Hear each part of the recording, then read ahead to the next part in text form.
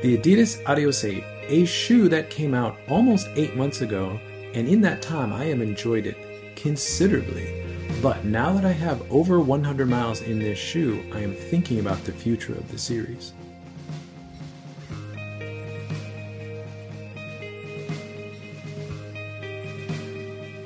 In many ways, in 2023 and now 2024, a shoe like this should not exist. This shoe is counter to pretty much every trend that we have in running shoes right now.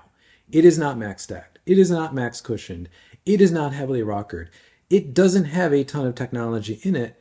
It is a very old school feel. Modern materials, modern approach. Adidas did a great job with the Adios 8 update, but still, this is an older racing flat. Not many of these exist anymore. There are a few of them across brands, but this is probably the best of this type of shoe now in 2024. And this style of shoe is a shoe that I think more types of runners should spend some time in, because it's a shoe that connects you to your mechanics, to your stride, how your foot hits the ground.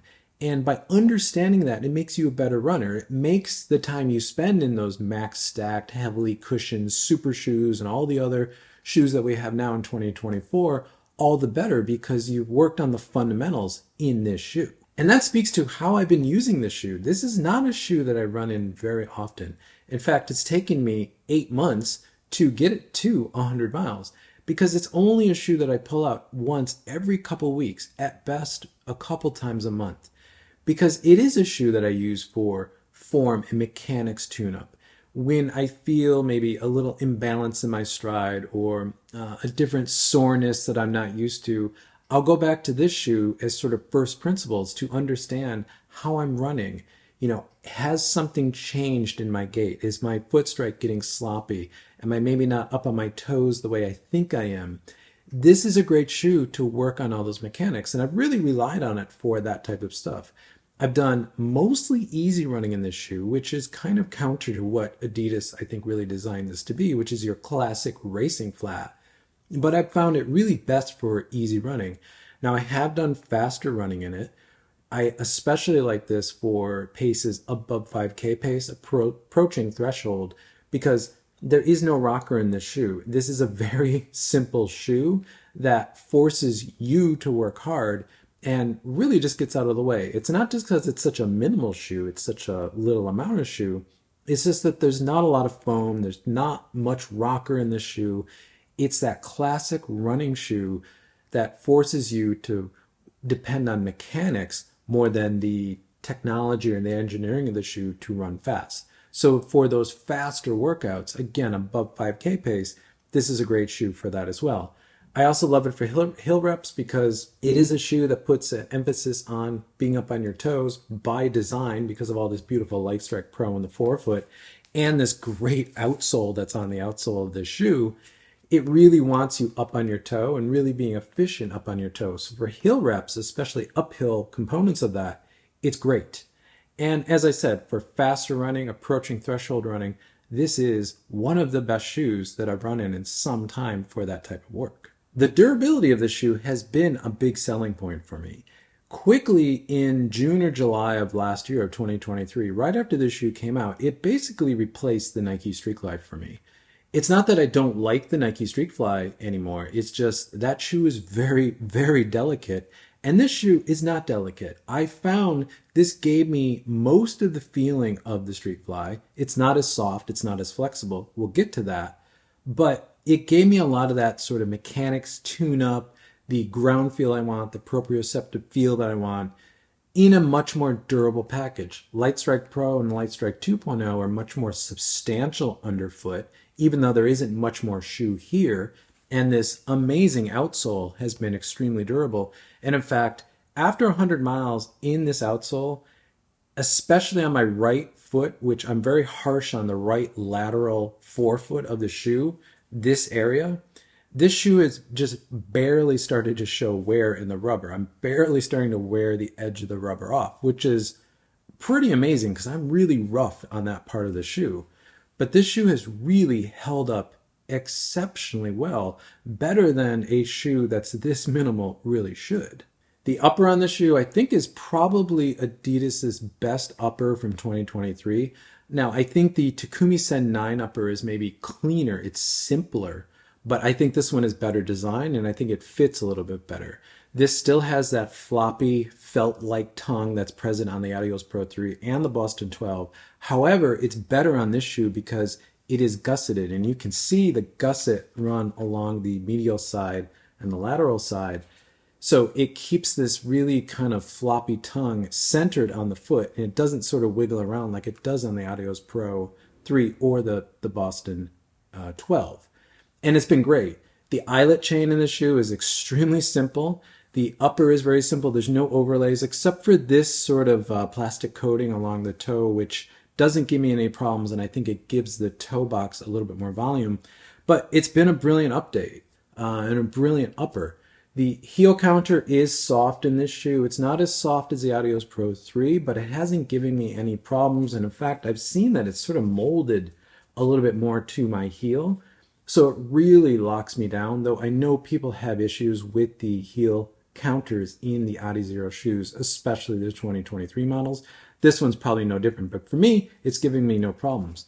So this has been a shoe that has just been extremely durable, and this is my pair that has now over 100 miles in it. And I'm not going to say it looks new, but it doesn't look like a shoe that has 100 miles in it. But in the past 20 to 25 miles or around 40K, something has changed in this shoe. And it's something that hasn't destroyed my love of this shoe or really changed how I would use this shoe, but it has changed, and it's got me thinking about the future of the series. Now, it has to do with the Lightstrike Pro. Now, Lightstrike Pro is a foam that definitely breaks in, and it takes about 40 or 50K, probably 30 to 35, maybe 40 miles for it to soften up, loosen up, mold to your foot, and just feel a little bit more natural. Then after that point, it just feels really great. That's a property that I think anyone who's running Lightstrike Pro really understands.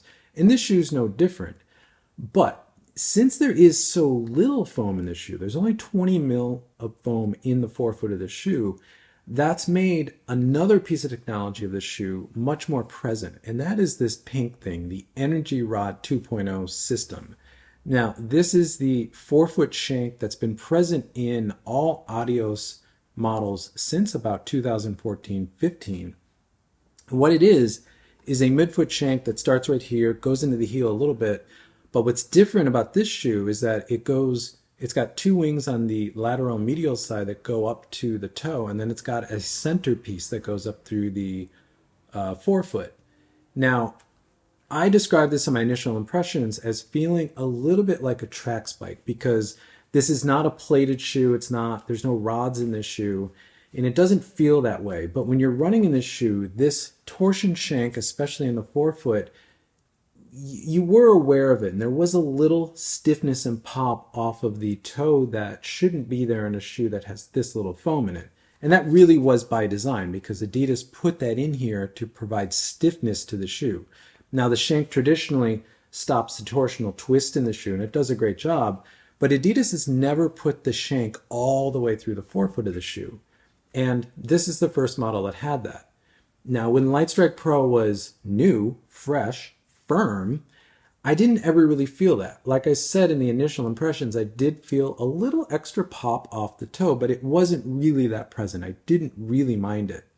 But in the last 25 miles or 40K or so, as Lightstrike Pro has really softened up, maybe packed in a little bit, just loosened up in general, this forefoot torsion system, especially these three fingers in the forefoot of the shoe, as you can see in this exploded view, they cover the entire forefoot of the shoe. They become much more present.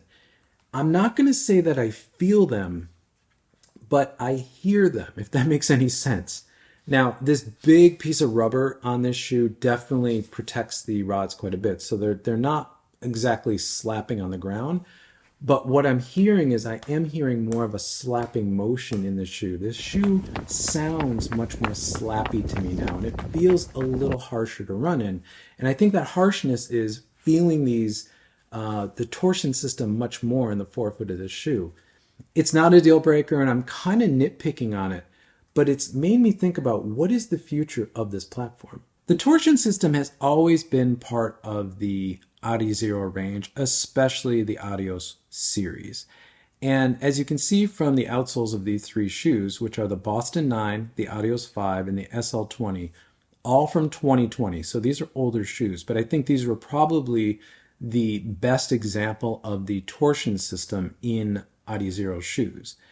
The Boston 9, as you can see, it's that silver part in the midfoot of the shoe.